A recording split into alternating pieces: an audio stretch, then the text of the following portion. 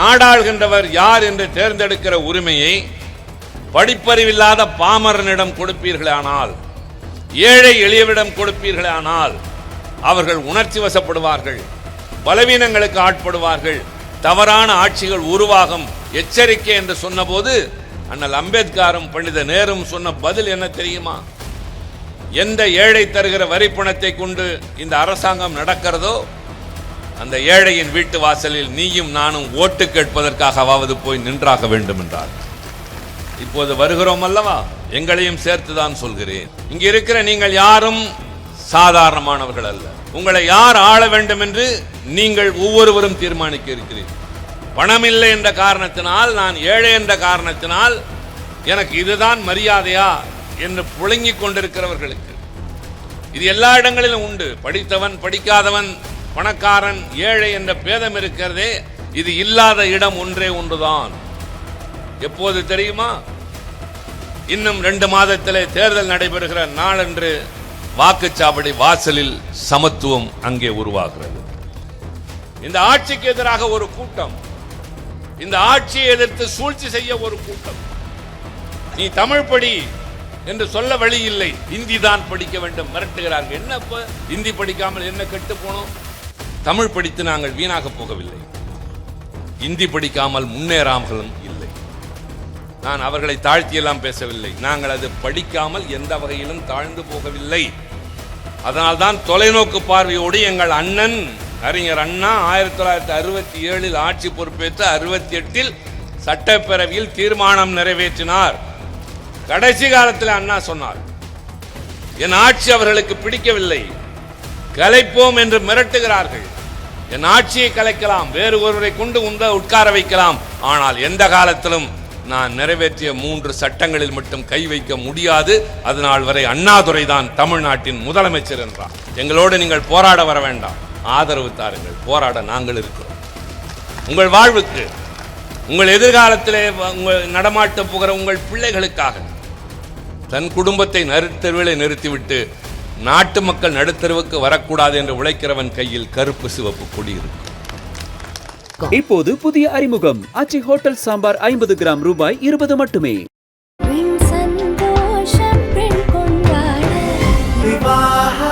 மணப்பெண்ணின் பிரத்யேகமான விவாஹா தி சென்னை சில்க்ஸ். மக்கள் போற்றும் மகத்தான தளபதிக்கு மக்களால் கிடைத்த வெற்றி சின்னம் விசில் சின்னம். இது நம்ம சின்னம். இவன் YBM பாலாஜி, கொளத்தூர் தொகுதி, தமிழக வெற்றி கழகம். இந்த இனத்தை பாதுகாக்கிற திராவிட முன்னேற்ற கழகத்தையும் கட்டி காப்பாற்றி வழிநடத்த இருக்கின்ற இளைய தலைமுறையின் இனிய தோழர்களே, உங்கள் அனைவருக்கும் அன்பான வணக்கம். இது பொதுக்கூட்டம். இதற்கு முன்பு நடைபெற்ற கூட்டம் இந்த ஊர் பிரமுகர்களோடு நடைபெற்ற கூட்டம். சில நேரங்களில் எங்களுடைய கழக செயல் வீரர்கள் கூட்டத்தை அரங்கத்திற்குள் நடத்துவோம். இது பொதுக்கூட்டம் என்றால் என்ன வேறுபாடு? துண்டு பிரசுரங்கள் அச்சடித்து ஊரெல்லாம் கொடுத்திருக்கிறோம். இதுபோல விளம்பர பதாகைகளை எல்லா இடங்களிலும் வைத்திருக்கிறோம். தமிழ்நாடு தலைகுனியாது என்று ஒரு பொதுக்கூட்டம் திராவிட முன்னேற்ற கழகம் நடத்த இருக்கின்றது. எல்லோரும் வாருங்கள் என்று அழைப்பு விடுக்கிறோம். என்றால் கழகத்தை சார்ந்தவர்கள் மட்டுமல்ல, கழகத்தின் ஆதரவாளர்கள் மட்டுமல்ல, நடுநிலையாளர்கள், வேறு கட்சிகளை சார்ந்தவர்கள், வியாபார பெருங்குடி மக்கள், பல்வேறு குழப்பங்களுக்கு ஆளாகி இருக்கக்கூடியவர்கள், அரசியலை விரும்பாதவர்கள் எல்லோரும் வாருங்கள் என்று அழைத்து அவர்களுக்கு முன்னால் எங்கள் இயக்கத்தை ஏன் ஆதரிக்க வேண்டும் என்று சொல்வதற்காகத்தான் இந்த பொதுக்கூட்டம். இது ஏதோ நாங்கள் மட்டும் செய்கின்ற காரியம் அல்ல. ஒரு ஜனநாயக நாட்டில் எல்லா அரசியல் கட்சிகளும் அதைத்தான் செய்தாக வேண்டும். நாளை இதே இடத்தில் அதிமுக கூட்டம் நடத்தலாம், பாரதிய ஜனதா கட்சி நடத்தலாம். இதையும் கேளுங்கள், அதையும் கேளுங்கள். யார் உங்களுக்கு ஏற்றவர்கள் என்பதை நீங்களே முடிவு செய்யுங்கள். கருத்துக்களை திணிக்க முடியாது, இதைத்தான் செய்ய வேண்டும் என்று நிர்பந்திக்க முடியாது, வேண்டுகோள் மட்டும்தான் வைக்க முடியும். அதனால் தான் சொல்வோம், ஜனநாயக நாட்டில் இறுதி கட்ட நீதிபதிகள் இந்த நாட்டு மக்களாகிய நீங்கள் தான். எத்தனை பெரிய தலைவனாக இருந்தாலும் உங்கள் முன்னால் வந்து நின்றுதான் ஆக வேண்டும். உங்களிடம் வந்து தங்களுடைய கொள்கைகளை சொல்லி சாதனைகளை சொல்லி எதிர்கால திட்டங்களை சொல்லி ஆதரவு தாருங்கள் என்று கேட்டு பெறுவதற்கு பெயர்தான் ஜனநாயகம். இது தொடர்பான ஒரு செய்தியை நான் உங்களுக்கு இங்கே சொல்ல வேண்டியது கடமையாகின்றது. நான் காரைக்குடிக்கு வருகிற போது டெல்லியிலே இருந்து நாடாளுமன்ற கூட்டத்திலே கலந்து கொண்டு விமானத்திற்கு வந்து டெல்லியிலிருந்து சென்னை வந்து சென்னையிலிருந்து திருச்சி வந்து திருச்சியில் இருக்கிற என் வீட்டுக்கு செல்லாமல் நேராக நான் கூட்டத்திற்கு வந்திருக்கின்றேன். வருகிற வழியில் பல எண்ண ஓட்டங்கள், இந்த ஊரை பற்றி, இந்த மாவட்டத்தை பற்றி, இதிலே வாழ்ந்தவர்களை பற்றி, இப்போது இந்த ஊரிலே கட்சியை காப்பாற்றி கொண்டிருக்கிற பெரிய கற்பனை பற்றி, என்னோடு பழகிய தம்பி மாறன், தென்னவன், குணசேகரன், கண்ணன் போன்றவர்களெல்லாம் எண்ணிக்கொண்டே நான் வருகின்றேன். அது தொடர்பாக நான் சிலவற்றை சொல்லலாம் என்றாலும் இப்போது அவசியத்தின் பொருட்டு நான் சிலவற்றை தேர்தலின் காரணமாக பகிர்ந்து கொள்ள வேண்டும். இந்தியாவிலே முதலாக பொது தேர்தல் நடைபெற்றது 1920 ஆண்டு. அதுவரை தேர்தல் என்பது கிடையாது. மான்டேகு செம்ஸ்போர்டு என்பவர்கள் கொடுத்த பரிந்துரையின் பெயரில் தேர்தல் நடந்தது. ஆங்காங்கே தேர்தல்களை நடத்துங்கள், வெற்றி பெறுகிறவர்கள் தங்களுடைய உள்ளாட்சி தேவைகளை நிறைவேற்றிக் கொள்ளட்டும், கல்வி போன்றவற்றை, மருத்துவம் போன்றவற்றை, தேவையானவற்றை அவர்கள் செய்து கொள்ளட்டும், ஒட்டுமொத்த நிர்வாகத்தையும் நாம் வைத்துக் கொள்ளலாம், அவர்களை ஆளுவதற்கு ஒரு ஆளுநரை நியமித்துக் கொள்ளலாம் என்று அந்த காலத்தில் வெள்ளையன் திட்டமிட்டான். அந்த 1920 தேர்தலில் தான் முதலாக நீதி கட்சி ஆட்சிக்கு வந்தது. தயவு செய்து மனதில் வைத்துக் கொள்ளுங்கள். நாங்கள் 1937 வரை ஆட்சி செய்திருக்கிறோம். அந்த 17 ஆண்டுகளில் தமிழ்நாடு கண்ட முன்னேற்றம் தான் இன்றைக்கும் நம்மை வாழ வைக்கின்றது. தம்பி பேசினார் அல்லவா, 4000 கோயில்களுக்கு நாங்கள் குடமுழுக்கு செய்திருக்கிறோம் என்று. இந்து சமய அறநிலையத்துறையின் சார்பில் அது உருவாக்கப்பட்டது நீதி கட்சி ஆட்சியின் போதுதான். பேருந்திலே ஏறினால் அந்த பேருந்து பயணச்சீட்டுக்கு பின்னால் இந்த பேருந்திலே பஞ்சமர்கள் பயணம் செய்யக்கூடாது என்று அச்சிட்டிருந்ததை, அப்படி அச்சிட்டால் அவர்களுடைய உரிமம் ரத்து செய்யப்படும் என்று சொல்லி பஞ்சமர்களை அதில் ஏற வைத்தது நீதி கட்சி ஆட்சியிலேதான். ஒரு சாரார் மட்டுமே படித்தார்கள், வேலைக்கு சென்றார்கள் என்கிற போது அது எல்லோருக்கும் வந்தாக வேண்டும் என்று முதலாக வகுப்பு வாரி இடஒதுக்கீட்டை கொண்டு வந்து நடைமுறைப்படுத்தியதும் நீதி கட்சி தான். இந்திய நாட்டினுடைய அரசியல் சட்டம் உலகத்திலேயே நீண்ட அரசியல் சட்டம் என்பதை விட அதிக காலம் விவாதிக்கப்பட்டதும் அதுதான். அதை விவாதிப்பதற்காக அரசியல் சட்ட நிர்ணய சபை கூட்டத்தில் பல தலைவர்கள் இருந்தார்கள். அதுநாள் வரை, மீண்டும் சொல்கிறேன், கவனித்துக் கொள்ளுங்கள், திராவிட முன்னேற்ற கழகத்து மேடைகள் என்பது மாலை நேரத்து பல்கலைக்கழகம் என்று அறிஞர் அண்ணா சொல்லி இருக்கிறார். சில தகவல்களை உங்களுக்கு சொல்லுவதன் மூலம்தான் எப்படி வாழ்ந்தோம், எப்படி இருந்தோம், இன்றைக்கு எப்படி முன்னேறி இருக்கிறோம் என்பது தெரியும். அதுநாள் வரை தேர்தலில் வாக்களிக்கிற உரிமை என்பது சொத்து வரி செலுத்துகிறவர்களுக்கும் வருமான வரி செலுத்துகிறவர்களுக்கு மட்டும்தான் இருந்தது. அப்போது குடியரசாக மாறுகிற போது அரசியல் சட்ட நிர்ணய சபையில் அண்ணல் அம்பேத்கர் அவர்களும் பண்டித நேரு அவர்களும் ஒரு கருத்தை முன்வைக்கிறார்கள். இவ்வளவு பெரிய நாட்டில் வாழ்கிறவர்களில் குறிப்பிட்டவர்களுக்கு மட்டும் என்ன வாக்குரிமை, இதை மாற்றி 21 வயதான எல்லோருக்கும் வாக்குரிமை என்ற ஒரு தீர்மானத்தை முன்வைத்தார்கள். அப்போது அந்த சபையில் இருந்தவர்கள் சில பேர் எதிர்த்தார்கள். என்ன சொல்லி தெரியுமா? நாடாளுகின்றவர் யார் என்று தேர்ந்தெடுக்கிற உரிமையை படிப்பறிவில்லாத பாமரனிடம் கொடுப்பீர்களானால், ஏழை எளியவிடம் கொடுப்பீர்களானால் அவர்கள் உணர்ச்சி வசப்படுவார்கள், பலவீனங்களுக்கு ஆட்படுவார்கள், தவறான ஆட்சிகள் உருவாகும், எச்சரிக்கை என்று சொன்னபோது அண்ணல் அம்பேத்கரும் பண்டித நேரும் சொன்ன பதில் என்ன தெரியுமா? எந்த ஏழை தருகிற வரிப்பணத்தை கொண்டு இந்த அரசாங்கம் நடக்கிறதோ அந்த ஏழையின் வீட்டு வாசலில் நீயும் நானும் ஓட்டு கேட்பதற்காகவாவது போய் நின்றாக வேண்டும் என்றார். இப்போது வருகிறோம் அல்லவா, எங்களையும் சேர்த்துதான் சொல்கிறேன். அந்த 21 வயது 18 ஆகி இருக்கிறது. இப்போது இங்க இருக்கிற நீங்கள் யாரும் சாதாரணமானவர்கள் அல்ல. உங்களை யார் ஆள வேண்டும் என்று நீங்கள் ஒவ்வொருவரும் தீர்மானிக்க இருக்கிறீர்கள். உங்களை யாரும் வற்புறுத்த முடியாது. உங்கள் கையில் இருக்கிற வாக்குச்சீட்டு விலை மதிப்பில்லாதது. ஏழை பணக்காரன், படித்தவன் பாமரன் என்ற எல்லா பாகுபாடுகளும் இந்த சமுதாயத்தில் எல்லா திசைகளிலும் இருக்கிறது அல்லவா? அது இல்லாத இடம் ஒன்றுதான் உண்டு. தாய்மார்களுக்கு தெரியும், ஒரு ஏழை பெண் கைத்தறி ஆடையும் கழுத்திலே மஞ்சள் கயிறோடும் நெருங்கிய உறவினர் வீட்டு திருமணத்திற்கு செல்லுகிற போது இடுப்பிலே குழந்தையோடு சென்றால் அந்த ஏழையை எப்படி வரவேற்பார்கள் தெரியுமா? வா வா, இப்போதான் வந்தியா. அதுவே சீமான் விட்டு பெண் ஒருத்தி கழுத்து நிறைய நகைகளோடு காரிலே போய் இறங்கினால் வாய் நிறைய சிரிப்போடு உள்ளே அழைத்து போவார்கள். அவர்கள் உறவாக கூட இருக்காது. உறவுக்கு ஏழையின் காரணத்தினால் மரியாதை இல்லை. உறவு இல்லை என்றாலும் பணத்தின் காரணமாக முன்வரிசையிலே உட்கார வைப்பார்கள். உணவு பரிமாறுகிற போது பசியோடு இருக்கிற குழந்தைக்காக இந்த ஏழை தாய் போகிற போது உனக்கு என்ன அவசரம் என்று கேட்டுவிட்டு உணவு வேண்டாம் என்று மறுக்கிற அவருக்கு எல்லாவற்றையும் பரிமாறி ஒன்றையும் உண்ணாமல் வீணாக்கி குப்பையிலே கொட்டுகிற சமுதாயம் இந்த சமுதாயம். எத்தனை பேர் வேதனையோடு திரும்பி இருப்பார்கள். பணம் இல்லை என்ற காரணத்தினால், நான் ஏழை என்ற காரணத்தினால் எனக்கு இதுதான் மரியாதையா என்று புழங்கிக் கொண்டிருக்கிறவர்களுக்கு இது எல்லா இடங்களிலும் உண்டு. படித்தவன், படிக்காதவன், பணக்காரன், ஏழை என்ற பேதம் இருக்கிறதே, இது இல்லாத இடம் ஒன்றே ஒன்றுதான். எப்போது தெரியுமா?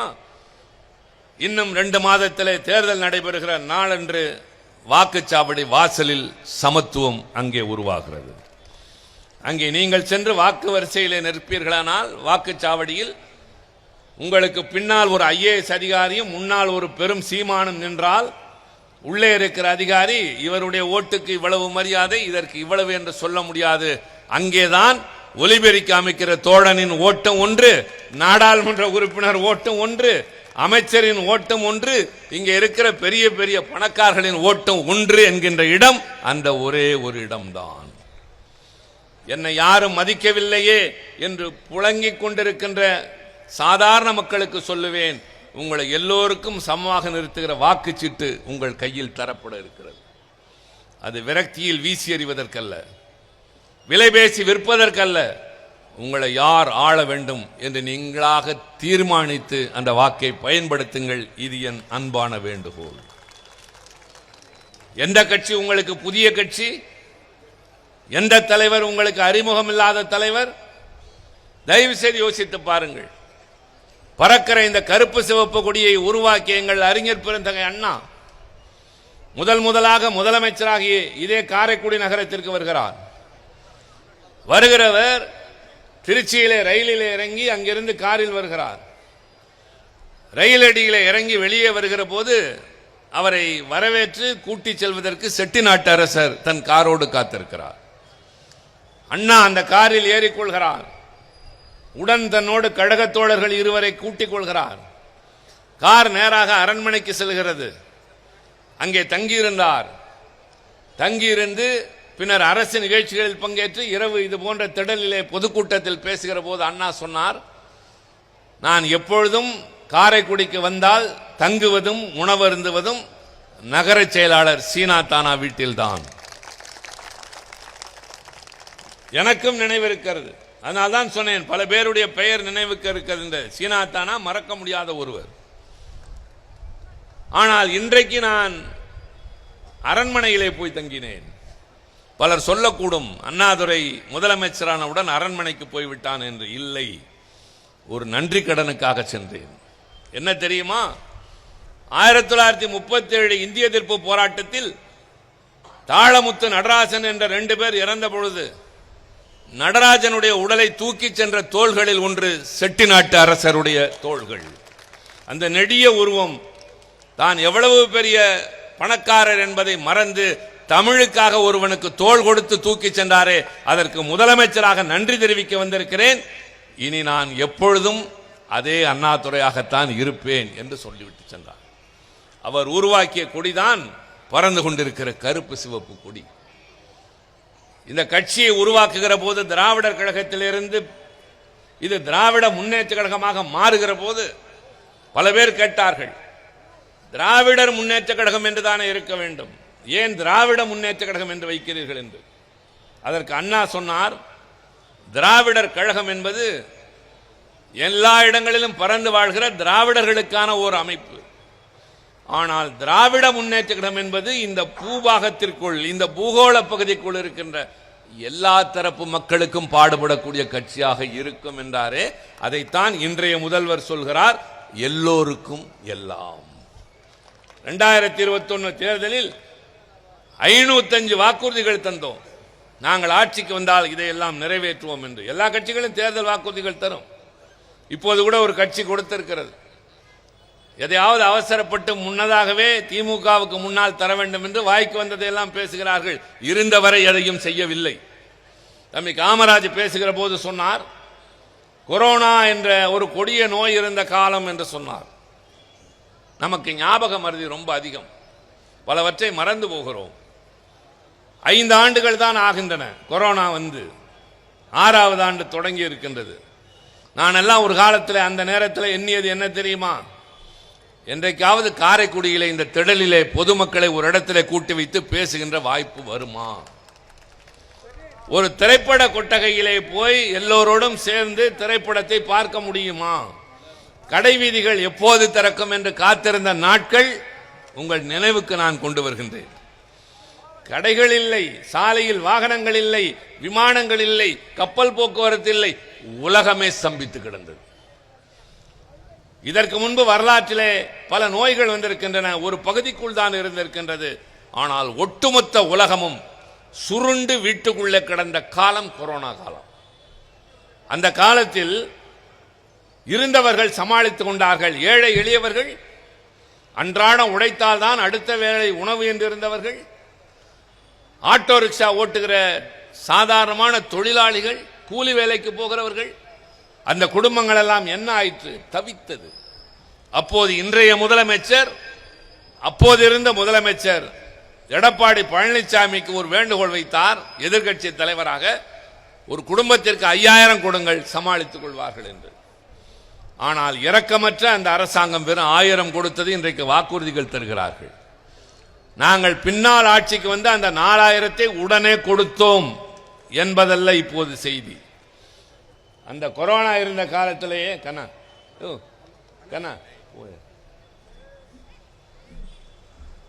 கொரோனா இருந்த காலத்திலேயே நான் இன்று விமானத்தில் வருகிற போது கூட அதை எண்ணிக்கொண்டேன்.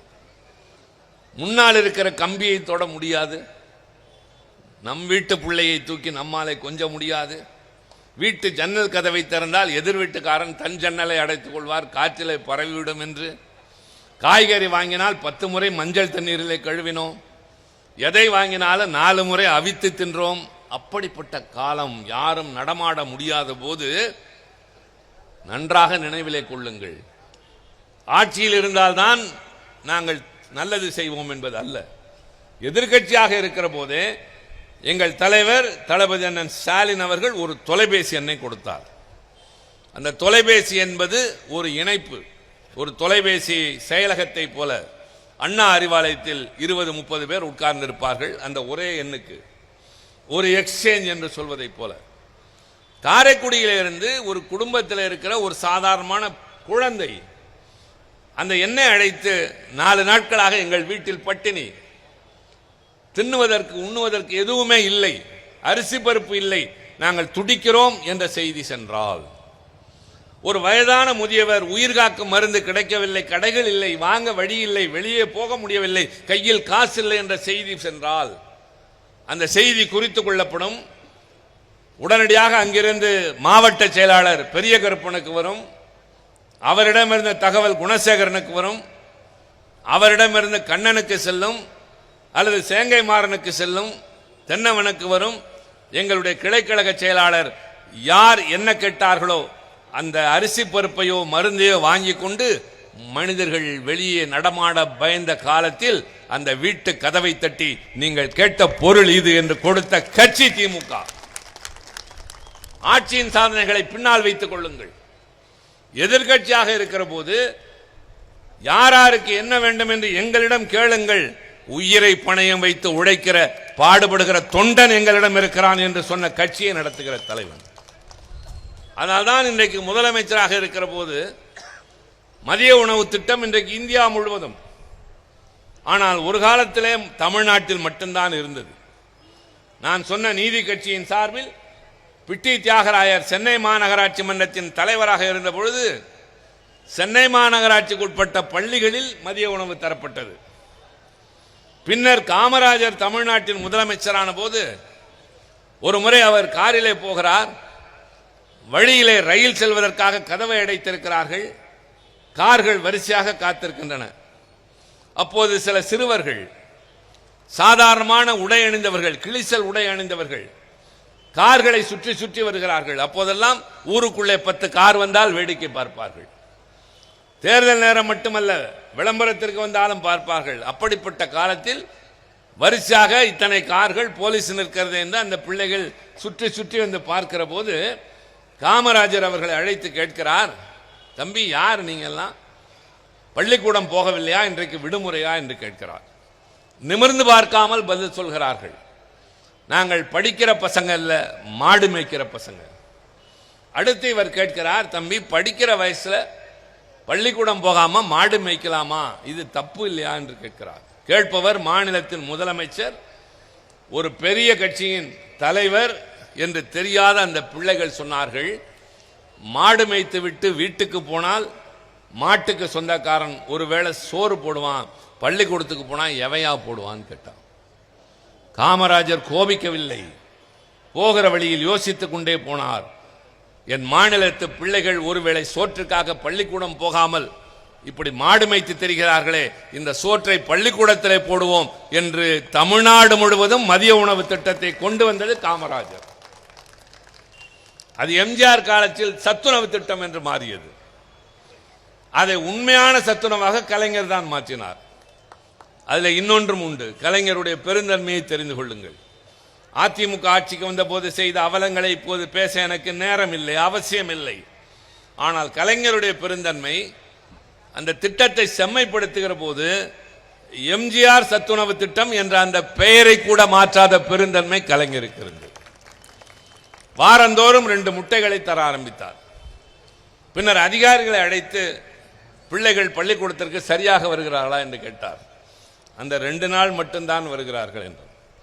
உடனே சொன்னார், வாரத்தில் 5 நாட்களும் முட்டை கொடுங்கள் என்று சொல்லி அதை உண்மையான சத்துணவாக மாற்றியவர்.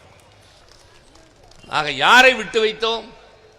வீட்டில் இருக்கிற சாதாரணமான தாய்மார்கள் 10 ரூபாய் வேண்டுமென்றால் கூட கணவன் வெளியே கிளம்புகிற போது கொஞ்சம் ரொம்ப கனிவுடன் பேசி ஒரு 50 ரூபாய் வேணுங்கன்னு கேட்ட காலம் இப்போது இல்லை.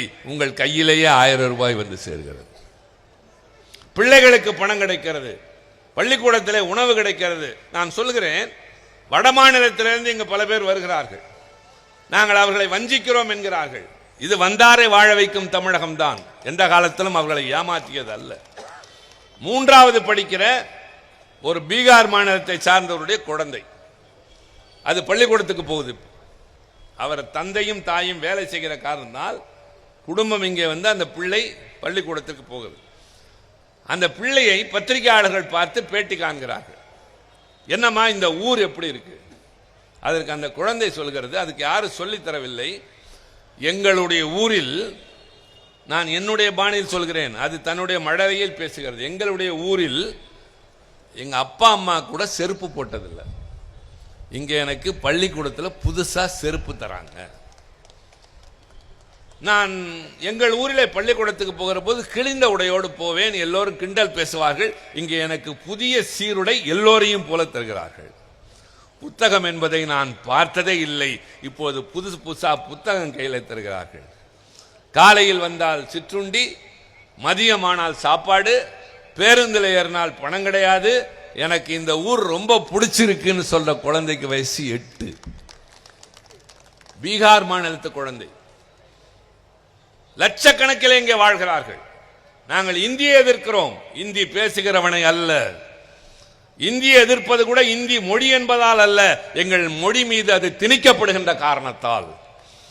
அதை படித்தால் தான் வேலை, அதை படித்தால் தான் உனக்கு பணம் என்று மிரட்டுகிற போது உன் வேலையை பார். Tamil Nadu is out of control of Delhi என்று சொல்கிற வீரன் எங்களுடைய தலைவன். உத்தரப்பிரதேசத்திலிருந்து ஒரு தோழன் சைக்கிளிலே வருகிறார். உத்தரப்பிரதேசம் டெல்லியை தாண்டி இருக்கிறது. சைக்கிள்லேயே அங்கேருந்து வருகிற தோழனை பார்த்து, என்னையா சைக்கிள்? இங்கு இது ரெண்டு சொல்கிறார். ஒன்று, இந்த சைக்கிள் தான் எனக்கு இருக்கிற ஒரே சொத்து. ரெண்டாவது, தமிழ்நாட்டுக்கு வந்தால் உடனே வேலை கிடைக்கிறது, வேலைக்கு சம்பளம் கிடைக்கிறது, வேலை பார்க்கிற இடத்தில் சோறு போடுறாங்க, இந்த பணத்தை அப்படியே குடும்பத்திற்கு அனுப்பி விடுகிறேன். அடுத்து சேர்த்து சொல்கிறார், அதுதான் ரொம்ப முக்கியம், தமிழ்நாட்டினுடைய பண்புக்கு உதாரணம். நான் ஒரு நாள் சாலையில் நடந்து போய் கொண்டிருந்தேன். நான் மொழி தெரியாத வடமாநிலத்தை சார்ந்தவன் என்று தெரியாத ஒரு பெண் எதிரே வந்தவர் என்னை பார்த்து, அண்ணா, இந்த சாலை அந்த இடத்திற்கு போகுமா என்று கேட்டார். எனக்கு பதில் சொல்ல தெரியவில்லை.